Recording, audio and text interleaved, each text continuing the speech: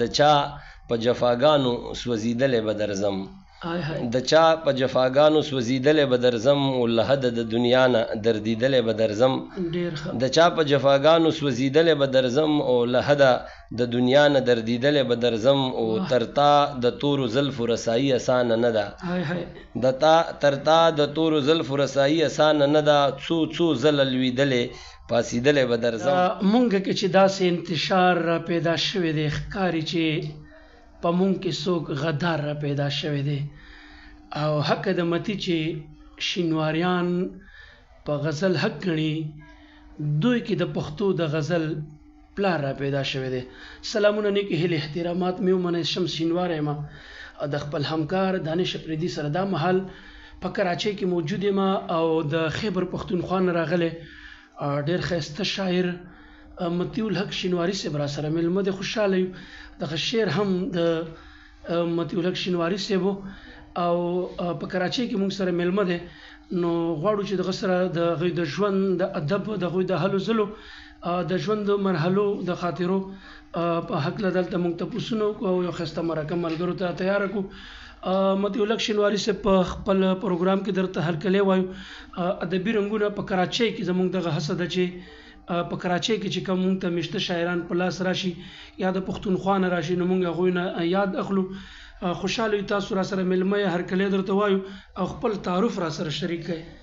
بسم الله الرحمن الرحیم. ټولو نه اول خو ستاسو او ستاسو د ټول ټیم په خصوصي توګه د دانش صاحب ډېره زیاته مننه کوم چې دغه مرکه یې خصوصي طور باندې زما دپاره را جوړه کړه او زه یې راوبللم. زما نوم مطیع الحق دی او په کام شینواری یم او ضلع کوهاټ سره تعلق لرم. ضلع کوهاټ چورلکي کې پاتې کېږم. ډېر ښه.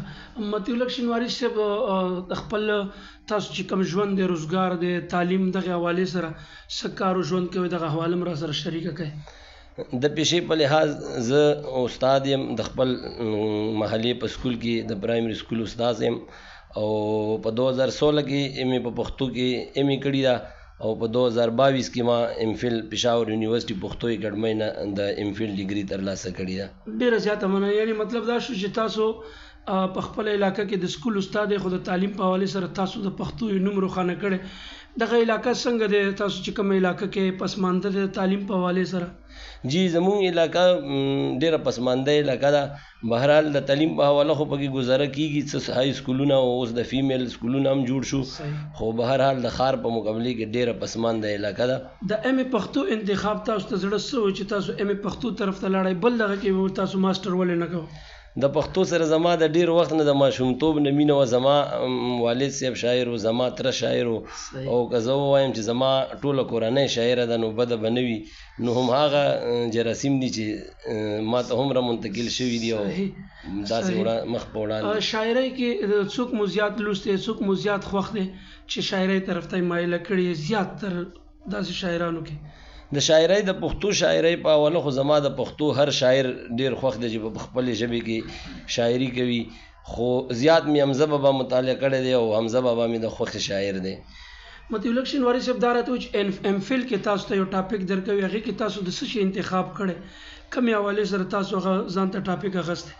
جی ما چې ایم فل کې په کوم موضوع باندې تیسیز لیکلی دي او ریسرچ مې کړی هغه په کوهاټ کې د پښتو غزل ارتقا په کوهاټ کې د پښتو غزل ارتقا زما موضوع دی د ریسرچ د تیسیز او هغه ما سبمیټ کړي دي. لا مې ډیفینس نه دی کړی خو بهرحال هغه مرحله تیاره شوې ده سلسله روانه ده. مطیع الحق شینواري صاحب تاسو چې په کوهاټ کې د غزل ارتقا څومره شاعران به تاسو په دغه کې لټون کړي وي؟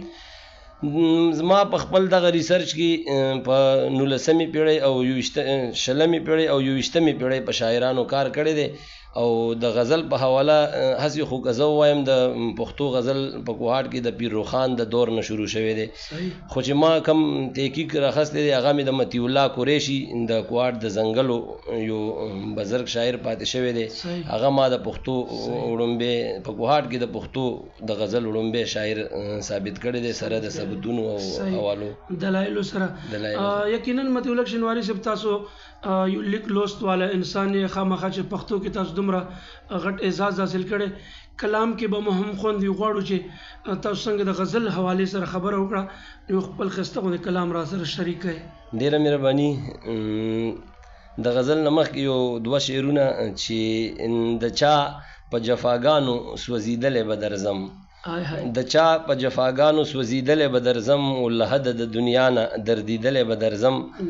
د چا په جفاګانو سوځېدلی به درځم، او له حده د دنیا نه دردېدلی به درځم. او تر تا د تورو زلفو رسایي اسانه نه ده، تر تا د تورو زلفو رسایي اسانه نه ده. څو ځله لوېدلی پاسېدلی به درځم. او یو تازه کلام دی چې له پردو څه ګیله لري که په لهجو کې زهر، له پردو څه ګیله لري که په لهجو کې زهر، چې مې راغلی دي د یار په رویو کې زهر. له پردو څه ګیله لري که په لهجو کې زهر، چې مې راغلی دي د یار په رویو کې زهر. او هغه واده وکړي او لاړ شي هغه څه خبر دی، هغه واده وکړي او لاړ شي هغه څه خبر دی. څومره پراته وي انتظار په دې لمحو کې زهر، هغه واده وکړي او لاړ شي هغه څه خبر دی. څومره پراته وي انتظار په دې لمحو کې زهر. او لمانځونه هم کوي تسبیح هم په لاسو کې وي، لمانځونه هم کوي تسبیح هم په لاسو کې وي، خو ګرځوي به په یو بل ته په سینو کې زهر. لمانځونه هم کوي تسبیح هم په لاسو کې وي، خو ګرځوي به یو او بل ته په سینو کې زهر. او اوس زمانه د چلاکۍ په انتها ولاړه، اوس زمانه د چلاکۍ په انتها ولاړه. اوس ورکول شي ملګرو په خوږو کې زهر، اوس زمانه د چلاکۍ په انتها ولاړه. اوس ورکول شي ملګرو په خوږو کې زهر. او دنیا به نشي متی قیامت به هم راشي، خو دنیا به ورانه شي متی قیامت به هم راشي، خو کم د نفاق بچرته نشي پښتنو کې زهر. ډېره زیاته مننه مطیع الحق شینواري صاحب، ډېر ښایسته کلام تاسو موږ سره شریک وو.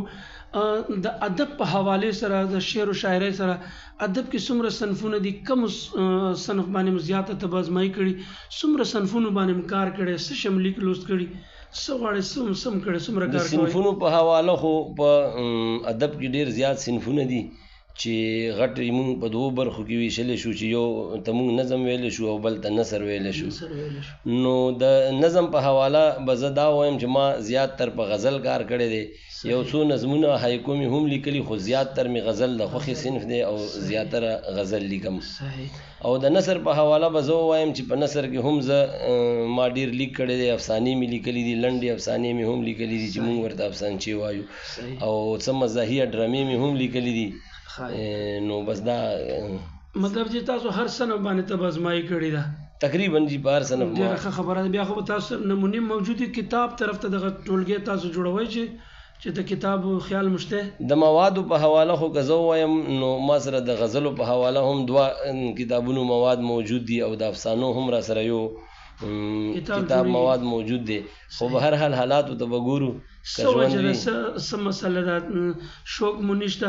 اکثر خلک د نوي دور شاعران په سوشل میډیا ډېر مخکې راځي، کلام لا تنقید ته هم نه ورکړی، بیا په سوشل میډیا ورکړي، او زمونږ د بعضې پښتانه ورته واولي کې هغې الانګې غلطي وي. څه دغه وجه ده، یا نور فاینانس مسلې دي، څه نور د معاش مسله ده؟ بس ډېرې مسلې دې په منځ کې پرتې دي. صحیح. د فاینانس باقاعده طور باندې د شعر او شاعرۍ والے سره چې تر ټولنې سره ادبي ټولګي سره ناسته یا شمولیت شته؟ داسې باقاعده ناسته مې نه ده کړې. زمونږ په علاقه کې داسې مشهوره ټولنه چې هغې کې تاسو خپله په علاقه کې زمونږ د محبت ساده ادبي ټولنې په نوم یوه ټولنه ده، او اوس یو نیلاب ادبي ټولنه هم جوړه شوې ده.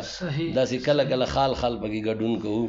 تاسو چې مطیع الحق شینواري صاحب د کومې علاقې یا هغه پوره علاقه چې څومره دی یاد دې وي چې هغه غریزه علاقه ده، په 2 علاقو زیړه پټیاله باندې مشهوره ده، د شاعرۍ دپاره زرخیزه ښکاري؟ جی د شاعرۍ په حواله هلته ډېر زرخیز ذهنونه شته، ډېره ښه شاعري کېږي، ډېر ښکلې غزل. په خصوصي توګه د چربیتې په حواله به زه ووایم چې د ورکېدو حد ته رسېدلې ده. زمونږ د پښتو سوچه صنف دی، خو کار پې ډېر کم کېږي. په پورا کوهاټ بلکې پورا کې پې کېږي، په چورلکي یا په زیړه پټیاله کې چې چربیتې څومره ښکلې لیکلی شي، داسې به په بلې علاقې کې نه شي لیکلی. داسې یاد شاعران چې د علاقې تاسو شاعران یو چربیتې په صنف یې کار کړی وي؟ تقریبا د زیړې پټیالې هر شاعر چربیته لیکلی شي، او ډېره بهترینه او ښکلې چربیته لیکلی شي. خصوصي نوم به زه د جلات خان زیړیوال واخلم، د کمال خان او دین علاوه هم زمون په علاقه کې چې څومره شاعران دي هغه غزل لیکي د غزل سره سما چربته هم لیکي او ډیره معیاري چربته لیکي. مطلب الیکشن واري صاحب مطمئن خپل علاقې نه یا د نوې نسل نه چې ادب د پاره راوته دي سوای دوی ته په کم نظر ګوري چې نوې نسل ادب سره څومره نږدې پاتې کیږي؟ بالکل جی د خپل علاقې خبره کوم نو الته اوس په نو زلمو کې هم د پښتو شعر او ادب او د پښتو ژبې هغه جذبه راغلی دا او ډیر داسې ځوانان زه ګورم چې دغه چیز کې دلچسپي اخلي. صحیح ډیر زیاته مننه مطلب الیکشن واري صاحب خبرې معلوماتي روانې دي. موږ نن ځکه د علاقې په تور خبره کوو چې یو شاعر د خپل علاقې ښه نمایندګي کولی شي غواړو چې یو بل کلام را سره شریک کړي. ډیر مننه. بیا به د غزل نه مخکې دوه شعرونه ووایم چې پتا پورې خندا کیږي ته غلی اسمانه پتا پورې خندا کیږي ته غلی اسمانه دا څومره ناروا کیږي ته غلی اسمانه پتا پورې خندا کیږي ته غلی اسمانه دا څومره ناروا کیږي ته غلی اسمانه او د جبر تور تمونه دي خواره په ټول جهان دي د جبر تور تمونه دي خواره په ټول جهان دي هر ځای کې واویله کیږي ته غلی اسمانه او غزل چې په تشې خولې به څرنګه کمال ته سړی رسي په تشې خولې به څرنګه کمال ته سړی رسي او ضرور به پکې څه وي چې دې حال ته سړی رسي په تشې خولې به څرنګه کمال ته سړی رسي او ضرور به پکې څه وي چې دې حال ته سړی رسي او سپوږمۍ ته د خطو هومره همت ورته پکار دی سپوږمۍ ته د خطو هومره همت ورته پکار دی اشنا چې ستا د غونډې ځنې خال ته سړی رسي سپوږمۍ ته د خطو هومره همت ورته پکار دی اشنا چې ستا د غونډې ځنې خال ته سړی رسي او دا دومره قبر تا سره ښه نه ښایي سړیه دا دومره قبر تا سره ښه نه ښایي سړیه په دې ګورې خبر یې چې زوال ته سړی رسي دا دومره قبر تا سره ښه نه ښایي سړیه په دې ګورې خبر یې چې زوال ته سړی رسي او ابس چې بدګمانه په یو بل ګنې حیران یم ابس چې بدګمانه په یو بل ګنې حیران یم د ورور سره به څرنګه دیوال ته سړی رسي ابس چې بدګمانه په یو بل ګنې حیران یم د ورور سره به څرنګه دیوال ته سړی رسي او فکرونو په ټالونو یې ویښي جوټې خوړلي امتي هله چې تورو زلفو ټال ته سړی رسي. مطلب الیکشن واري صاحب کراچۍ ته تاسو راغلي د کراچۍ سره د تګ راتګ دغه رشته تاسو څومره ټیم نه لرئ او کراچۍ کې دلته پښتانه ژوند کې څه نظر ورته کوئ؟ کراچۍ کې خو ما زه د 2000 نه تقریبا 2001-2002 راغلی وم تر 2014-15 پورې بیا چې 2016 کې ما ته هلته ګورنمنټ جاب په کلي کې میلاو شو نو بیا تقریبا 4-5 سال بعد بیا زما دغه سلسله د چکر په حوالې په 13 اگست کې زه راغلی وم بیا په دسمبر کې راغلم او اوس اگست کې بیا راغلم نو پښتو کې په کراچۍ کې چې زه د پښتو په حواله د دانش صاحب غونې زلمیو کومې هلې ځلې ګورم نو ډېر امید لرم چې دلته به پښتو وده وکړي. صحیح. یو کلام ستاسو د زموږ په پیج نه شیر شوی په یو مشاعره کې کراچۍ کې یو مشاعره شوې وه دغه هغې والي سره کراچۍ شاعران تاسو اورېدلي وو څه نظر ورته کوئ؟ بالکل جی هغه د صفدرالحق شینواري زما وراره د واده په موقع را جوړه شوې مشاعره وه چې زه یې ډېره ستاینه کوم د کراچۍ په شان په مصروفه ښار کې او د ډېرو ژبو ښار کې داسې مشاعرې جوړول ډېره غټه د اعزاز خبره ده او ډېر بهترین د کیسر صاحب غونې هستۍ راتلل او نور داسې هر شاعر په خپل ځای ډېر بهترین او ډېر ښکلی شاعري کړې وه. صحیح. ډېره زیاته مننه مطلب الیکشن واري صاحب هر شاعر ښه ترنم کوی شي بیا هغه ورځ موږ د شاکر اقبال صاحب سره مرکه وه نو هغوی دا و چې پروفیسر اقبال شاکر صاحب سره هغه یې وویل چې شاعري هله ښایسته شي چې د موسیقۍ جامه واغوندي. موسیقۍ جراثیم لرئ؟ بالکل جی موسیقۍ جراثیم راکې شته زه د رباب استاد هم یم او اکثر خپلې غزلې د رباب سره زمزمه کوم. یعنې د ورځې تاسو د سکول استادان او شپې د رباب استاد ګرانه به نه وي؟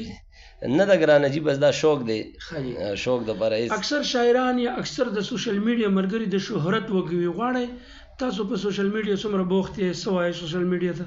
نه جی زه د شهرت وږی نه یم او د سوشل میډیا ډېر لرې یم اکثر کله کله د ملګرو په فرمایش چې زما ډېر کوم مینوال دي د هغو په فرمایش یو نیم غزل په فیسبوک په پاڼه شیر کوم نور داسې څه ویډیو او دې شیونو شوقین نه یم زه به یو خپل شعر دغه حوالې باندې ووایم چې ته د شهرت وږې او زه د محبت وږی یم او زموږ مزاج کې لکه ځمکه او اسمان فرق دی. ډېر ښه ډېر ښه.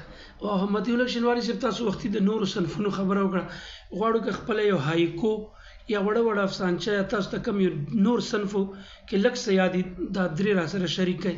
هایکو د خپله یاد وي هغه شریکه کړئ ځکه چې صنف دی را ژوندی به شي کتونکي به یې وګوري. هایکو خو به راته نه وي یاده خو یو افسانه ده چې د ښکلي شاه زلمي سره افسانچه ورته مونږ ویلی شو، ډېره لنډه افسانچه وي چې او میسج پکې پټ پروت وي چې عام کاس پې نه پوهېږي چې د ښکلي شاه زلمي سره په لاسو کې لاس ورکړي نازو په د پوډرو په نشې کې غرق رضوان ته د 10 روپو نوټ په جولای کې اچولو او په پړک پړک خندا په وړاندې تللو سره رضوان ته د هغه سوال جواب ورکړي چې د مودې نه د رضوان په ذهن کې وي چې نازو به زمانه بغیر څنګه وي. ډېر ښه دا چې زما لنډه افسانچه ده او دې بني عام کس نه پوهېږي، دې دپاره لږ مطالعه لاګي د افسانچو دپاره. ډېر ښه برل چې څوک نه پوهېږي دا پیغام به مونږ څنګه بیا هغه به څنګه پوهېږي. زه پې پوه شم زما خو بلکل اواز کې نه سترګې مې راډکې شوې، خلک به پې څنګه پوهېږي؟ دا خو اسانه پکار ده. دې دپاره د ادبي ذوق ډېر ضروري دی. ادبي ذوق یعنې که زمونږ پښتون نسل پښتو ولس دی ادب ته راشي نو په دې به اسانۍ سره پوه شي. بلکل جي. او بل د افسانې دپاره دا شرط پوهانو ایښی دی چې افسانه به په داسې ځای کې پرېږدي د هغې پوهه به په لوستونکي پرېږدي چې هغه دې څه مطلب اخلي. افسانې کې که تا داسې واضحه خبره وکړه، یو چیز دی ورته واضحه خبره کیسه دې جوړه نو هغه بیا عامه خبره شوه، هغې ته بیا تاسو مونږ د افسانې صنف نه شو ویلی.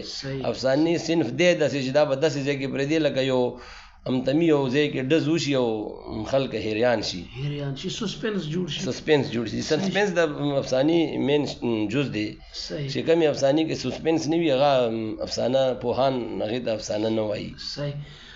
مطیع الحق شینواري صاحب نوی وخت دی، نوی نسل دی، جدت دی په شاعرۍ کې. زړې شاعرۍ ته کم نظر دی او جدت نن سبا چې کم شاعران راغلي د دو موازنه کوو کې څومره فرق لري؟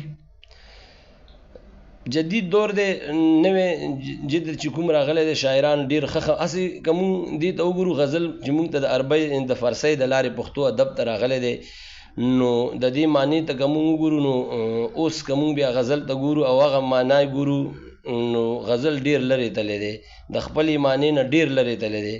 غزل چې مونږ ته کومه معنا په سټارټینګ کې راښودلی شوي ده یا په ډکشنریو هغه کې کومه ګورو نو د ښځې یا د صنف نازک سره یا د ښایستهو خلکو سره خبرو کولو ته ویلی شي.